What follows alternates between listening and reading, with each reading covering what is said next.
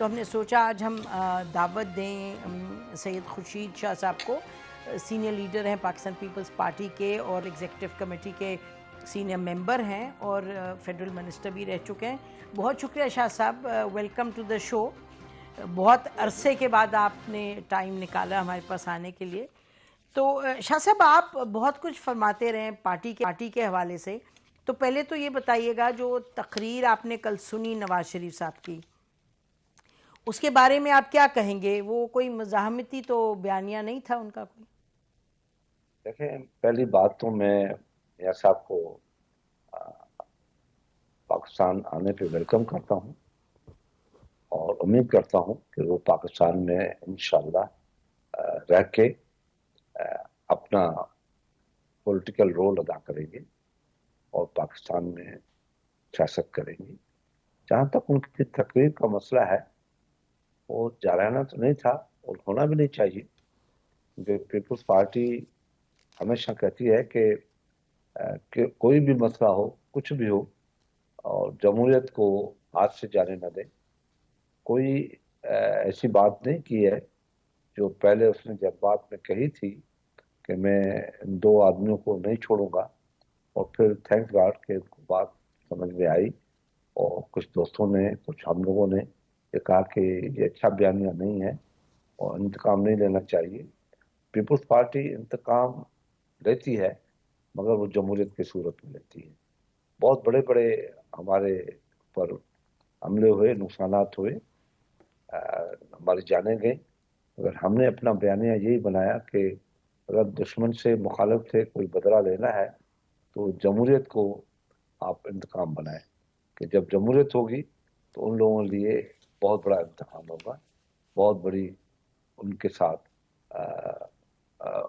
ان کو جو تکلیف دینے کی بات ہوگی وہ یہی ہوگی کہ ملک میں جمہوریت اور عوامی بات۔ تو آج کل جو اس کا بیانیہ تھا وہ واقعی جذباتی بھی نہیں تھا اور اتنا جارحانہ بھی نہیں تھا، اور امید کرتا ہوں کہ میاں صاحب پاکستان کی سیاست کو دیکھتے ہوئے اور ماضی کو بھی دیکھتے ہوئے، ماضی میں جو حالات ہوئے اس کو بھی دیکھتے ہوئے، کیونکہ ماضی میں میرے ساتھ میاں صاحب کا ایک وقت گزرا اور as a leader of opposition اور لیڈر آف ہاؤس، اور پاکستان پیپلز پارٹی نے بالکل پروف کر کے دیا کہ وی آر ڈیموکریٹک اور ہم لوگ سیاسی لوگ ہیں اور پارلیمنٹ کو مضبوطی چاہتے ہیں، جمہوریت کو اپنا سیاست سمجھتے ہیں، اور ہم انتقام کی سیاست کو انتقام کر کے نہیں ٹھیک چلاتے، جی، اور ہمیں سیاست پارلیمنٹ کے لیے کرنی چاہیے اور جمہوریت کے لیے کرنی چاہیے۔ ایک ہی بیانیہ بنانا چاہیے۔ جو ملک کے ساتھ آج ہے، جو ہو رہا ہے، جو معیشت ہے، جو نقصانات ہوئے ہیں، اس میں موقرین کو، جو آپ لوگ ہیں، آپ لوگوں کو ایک راستہ دے کہ آپ خود تبصرہ کریں کہ یہ کب، کیسے، کیوں کر پاکستان میں ہوا ہے، اور پاکستان کے 76-77 سال کیسے گزرے ہیں، ٹھیک اس میں ٹھیک، کیا بالکل کھویا، کیا پایا، یہ جی ساری چیزیں ہمیں دیکھیں۔ بالکل۔ اچھا یہ بتائیے گا کہ یہ کہا گیا کہ جی یہ ریاستی حمایت کے ساتھ جلسہ جو ہوا ہے، بلال بھٹو کے حوالے سے بھی کہا کہ انہوں نے اس کا ذکر کیا، تو آپ کو کیا لگتا ہے کہ ریاستی حمایت کے ساتھ ہوا تھا جلسہ؟ یہ تو بڑی کلیئر بات ہے نا نسیم، آپ خود دیکھ رہے ہیں کہ جس طریقے سے میاں صاحب کو نہیں کرنا چاہیے تھا ایسا، میں نے بولا تھا، آپ نے خود بات چھیڑ دی ہے۔ یہ ریاستی طاقت کے وسیلے سے آنا ایک اچھا شگون سیاست کے لیے نہیں ہے، اور اس میں کوئی شک نہیں ہے کہ ایک ہی دن کے اندر بھیڑ ہو جائے اور سارے آ کے ودرا کر جائے، نوٹس ودرا ہو جائے، اور پھر ریڈ کارپیٹ ریسیپشن ہو اور سی آف کیا جائے ریڈ کارپیٹ، پھر ایمبیسیڈر کو ڈل میں یہ ساری چیزیں دکھاتے ہیں، مگر یہ نہیں ہونی چاہیے تھی۔ اپنی طاقت، اپنے زور بازو کی طاقت پہ آنا چاہیے تھا، اور آتے کیا ہوتا، کیا فرق پڑتا؟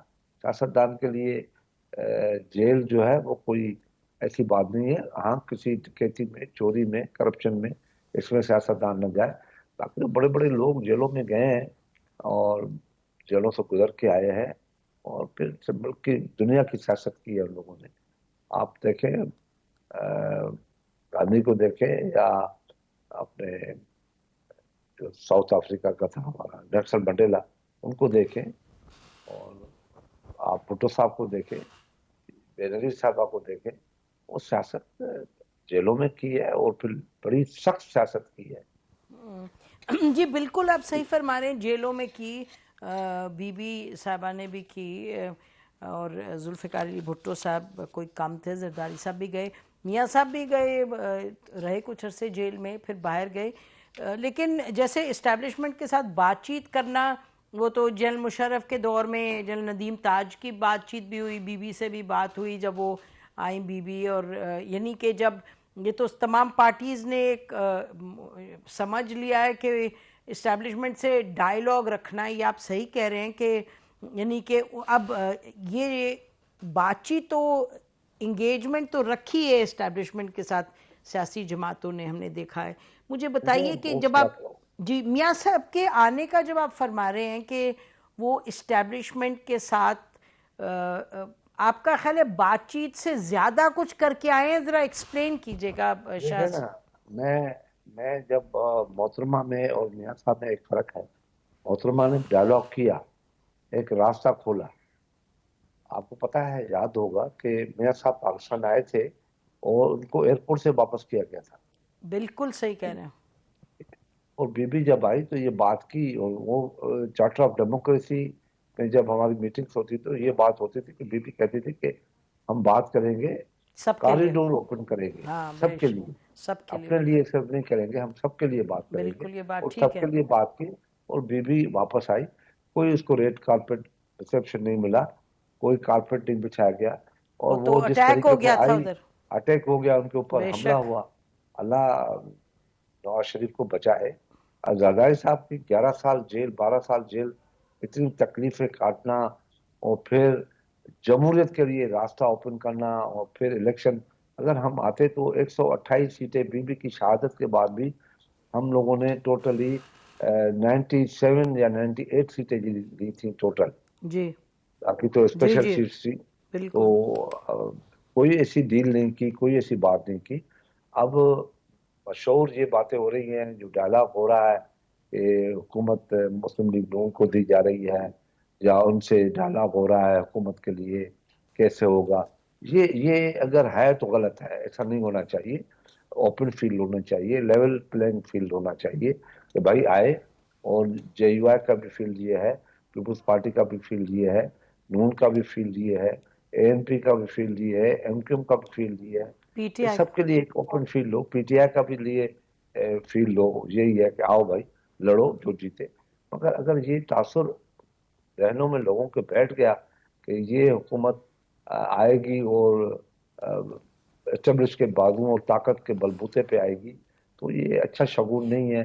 फिर हम 80s और 70s में, 80s और 90s में चले जाएंगे। अच्छा शाह इससे साहब जी ठीक फरमा रहे हैं आपने, बड़ा अच्छा बयान किया कि जो बीवी साहबा ने किया, उन्होंने तो सबके लिए रास्ता खोला था जब जनरल मुशर्रफ के साथ उनकी बातचीत, जनरल नदीम ताज गए थे उनको मिलने। तो आप ये दो चीज़ें ना, एक तो आप कह रहे हैं कि अगर नवाज शरीफ साहब को अगली हुकूमत दी जा रही है PMLN को, और दूसरा आप ये भी फरमा रहे हैं कि नवाज शरीफ साहब डील करके आए हैं कि उनको कोई सहूलत फराहम की है पाकिस्तान आने की, और जैसे आपने कहा कि आए कल और उनको पकड़ा नहीं, ये वो एक तो वो कहते हैं जी हमने अपना जो लीगल था स्टेप्स लिए जो लेने थे।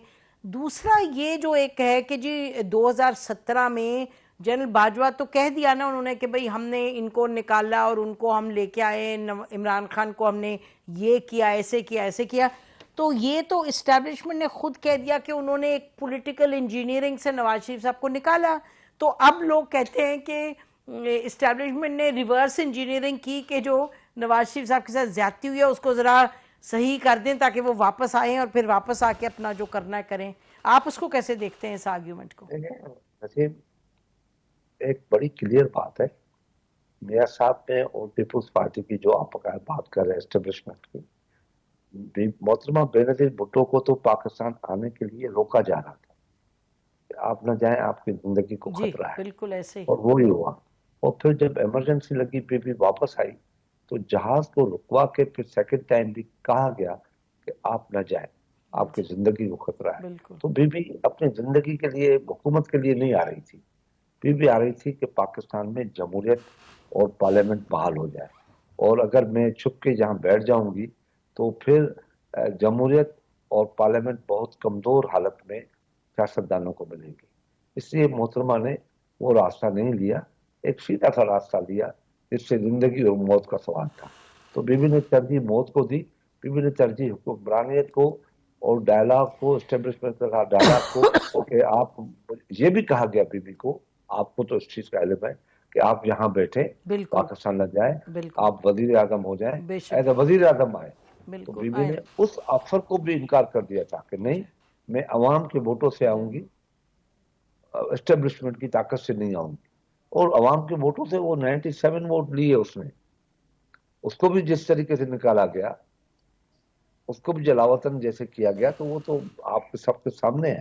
مگر ہمیں اعتراض نہیں ہے، میاں صاحب آ گئے، الحمدللہ آ گئے. اب ان کو رول وہی کرنا چاہیے جو بے نظیر بھٹو نے رول ادا کیا اور جو سیاستدان رول ادا کرتے ہیں جمہوریت کے لیے اور پارلیمنٹ کے لیے.